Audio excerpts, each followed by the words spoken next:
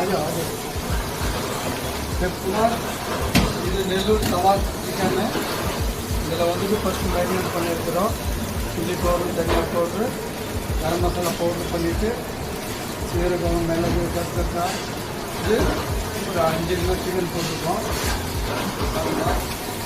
இது தவாவில் தான் ப்ளே பண்ணுறது. இது நல்லாயிருக்கும். வீட்டில் தவா இல்லைன்னா நம்ம தோசை தவா இருக்கிறதா இருக்குல்ல, இந்த தோசை தவாவில் வந்து சூப்பராக இருக்கும் சாப்பிட்றதுக்கு. எண்ணெய்லாம் அவ்வளோ இருக்காது.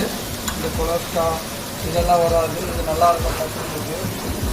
பாருங்கள், இது கொஞ்சம் ஸ்பைஸியாக இருக்கும். ஏன்னா அந்த கொஞ்சம் ஸ்பைசி இருக்கும்.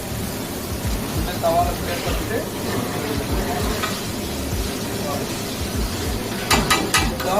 ஆயில் இருக்குது.